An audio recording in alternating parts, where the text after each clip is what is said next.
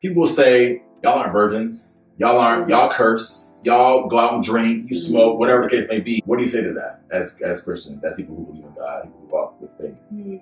Well, we're not God. Because God is without. We're sinners. With love, yeah, for sure. So that's how we connect with each other. Because if you notice, I'm not going to go on about it, but you don't bond through people through your successes. You bond through your failures. Because that's what brings people together. If I came up to you and I told you, hey, I just won this Oscar or XYZ, I made $1,000, all that stuff, how could you connect with me? Yeah. I'm high and mighty at that. Right. Then, like that, if anything, you're going to think I'm full of myself. For sure. Like that. But if I connect with you on a deeper level, something that you're going through as well, and I can teach you how to get past it because I've been through it as well. Yeah. That's a bond. That's real. Because like most of your friendships you kind of develop through those hard times where you didn't have any money, I had to spot you, or you lost this and I had to help you. People are not going to make it all the way through. And that's kind of where you build those really good bonds. Like, we were talking earlier off camera about tithing, and I was telling them, like, when I started tithing, like, religiously, intentionally, my life changed. Really?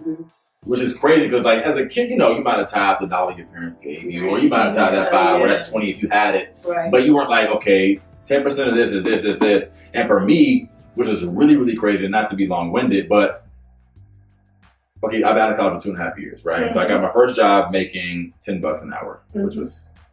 You know what I'm saying? And so, but here I am looking like I'm working a good job and wanting to look like I'm working a good job because all my friends are getting $80K with a $10,000 sign bonus and moving over here. So I'm like, let me look like I'm wearing suits. I'm good, right? I'm only going to gram my selfies in the office, but I ain't making no money.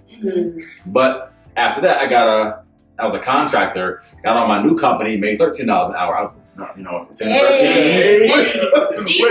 $3 would do, okay? Which was still nothing, but I had an extra little lunch money. You see what I'm saying? So now I was getting Chipotle. You know what I'm saying? But when I got that job, I started tithing. And I started tithing what 10% of that was, right? And so I was okay, cool. And I got promoted. So I was okay, God, I've been tithing this 10%. I got a promotion. Do I have to up it to tithe this 10% now? And God literally said yes. I'm like, okay, I'm trusting you on this. Okay, so I'm from tithing this based on $13 an hour till now I'm making above 20 and I'll stop there because I ain't trying to take my income. But made there, cool. Right. Then I got promoted again. So now I'm making like decent money. So I'm like, okay, do I start tithing this check? Because now this ain't $30 on Sunday no more. This is money, low key. That's sacrificial money. Where it's like, do you still want to do? I did, and within like 2 or 3 months, was driving my beat up Monte Carlo in a luxury vehicle. And then not to make it about that, but legitimately was like my life switched, and it was just like, was it because of the tithe or was it because of the sacrifice? You see what I'm saying? It's not so much about I'm giving money. It's that I'm trusting, having that faith factor, and I'm sacrificing what I could be doing somewhere else for the love of God. And trusting this with God and trusting God with it. You know what I'm saying?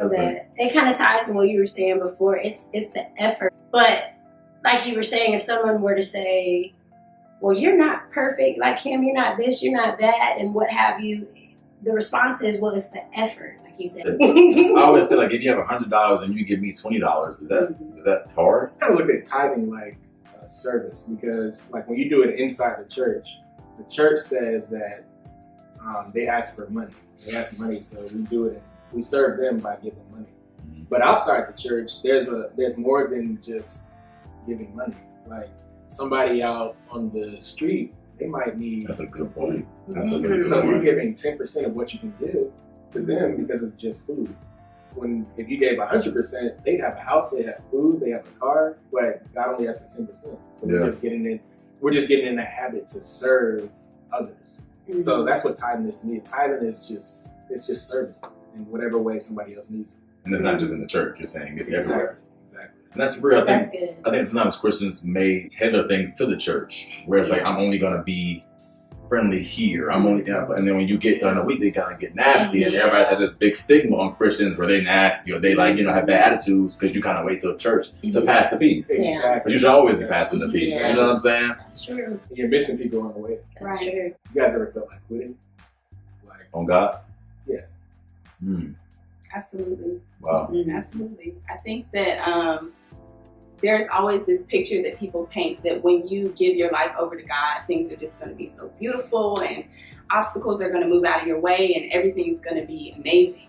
But the saying, new levels, new devils is real. Listen, once you give your life over, the devil sees that, okay, she's committed now. Right. She has really committed herself to God, and now I have to go after her. Now I'm upset, I'm angry, and it seems like things are coming out of nowhere. And I feel like in those moments, you feel your weakest.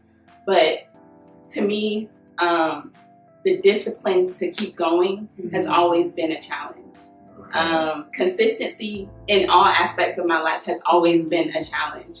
So that's something that I constantly work on with him. Wow. Yeah. I always I hear God telling me, stay the course. Yeah. Like that's literally what I tell myself all the time is just stay the course, bro. That's the part I want people to understand and get from this video too, is that you're like a product of your experiences, but you're not your experiences. I like that. You know what I'm saying? Like they shaped you, but they're not who you are. I think people think I can't go to church because the stuff I've done, I'm over here with, or I can't befriend Candace or Kirsten again because I did this and this. That's not what it's about. I've had friends who, like, we are older, bro. Like, at this point, what happened 10 years ago, 5 years ago, I'm not saying it's all, but we can definitely sit down and have a conversation. Right. For sure.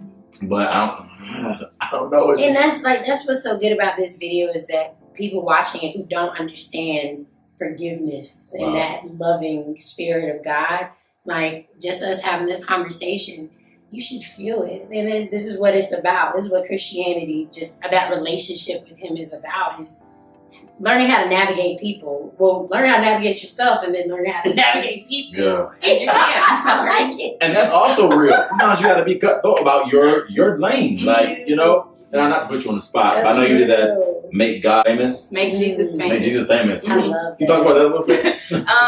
So my line sister actually came up with this event, and it was called Make Jesus Famous. And it was basically a bunch of young believers getting together, celebrating Jesus, bringing him to the campus of Kennesaw specifically, but just gifts, talents, and all of that. It was amazing to be in the room. I bet. Yeah. My mom told me this quote. She said, motivation is like bathing. And that's why we do it daily. And I think like you can't get motivated once and it lasts for forever. You know what I'm saying? You can't take one shower and it lasts for forever. Please don't take one shower. Lord, take showers. You know? And so it has to continuously happen. So for me, like those recharge days are necessary for me to maintain my spirits and maintain my energy. Like I'm still full from Sunday and it's Tuesday. You know what I'm saying? Okay, so to wrap, I need favorite scriptures. I need those. I already got mine. I already got mine. Oh my gosh.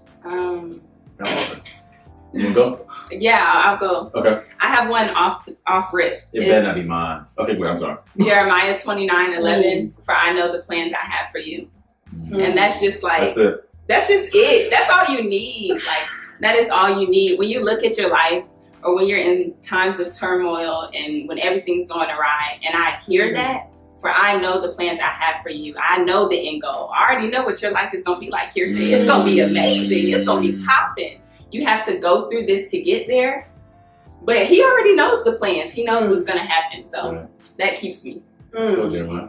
And for me, like getting more into the Bible is my part now that I'm working on. So I don't know if it's in Ephesians or whatever, but it talks about how we don't wrestle against flesh and blood. We wrestle against the principalities and the evils of this world. I love that because sometimes I'm so hard on myself and I'm like, it's not me. I have to remind myself, like, you can make it. You can get through it. It's just all this stuff that's around you. Just focus on God.